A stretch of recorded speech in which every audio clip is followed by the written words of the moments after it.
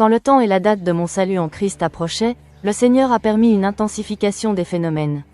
Parfois, lorsque je me souviens de cette époque, j'ai l'impression qu'il commençait à y avoir comme une dispute, une bagarre entre Jésus et Satan pour avoir mon âme. Dieu m'envoyait des signes et des indices de plus en plus forts concernant les réalités spirituelles derrière ma situation. Un jour, dans mes années universitaires, j'étais cette fois dans un studio que je louais.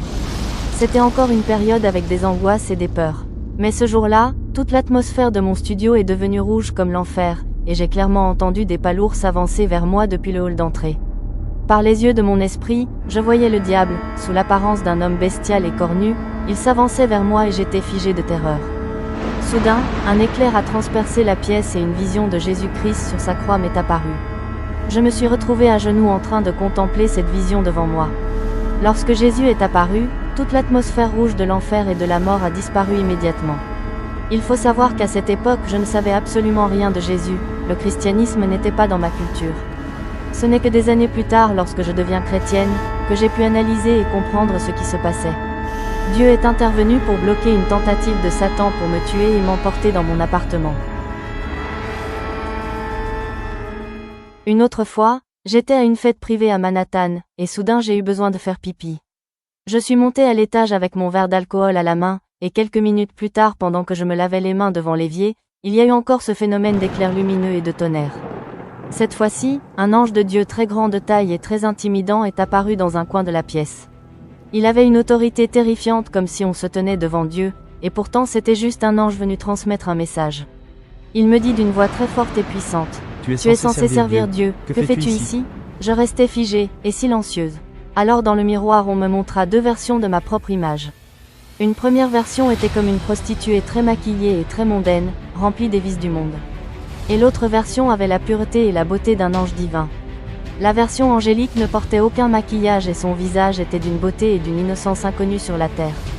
Puis la salle de bain est revenue à son état normal, la lumière artificielle des ampoules a repris le dessus, j'étais revenue dans la dimension physique.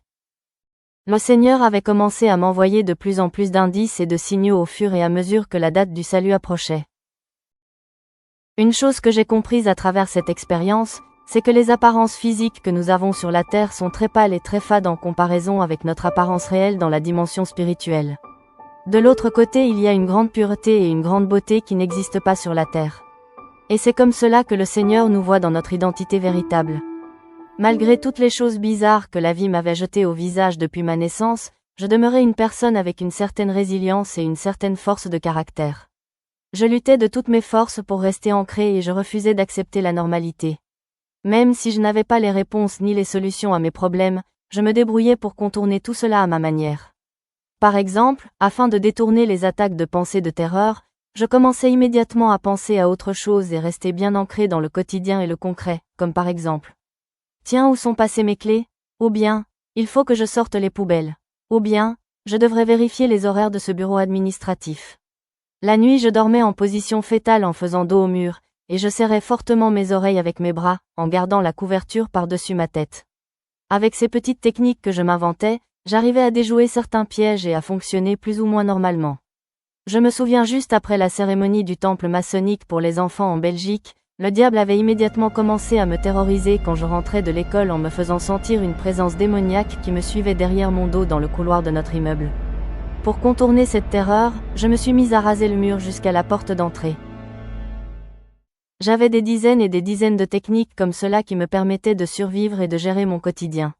Un jour à New York, j'ai fait la rencontre d'un reporter de presse, et nous nous sommes mariés. Ce nouveau chapitre de ma vie a été le tournant radical de l'œuvre du Seigneur pour m'amener dans son royaume.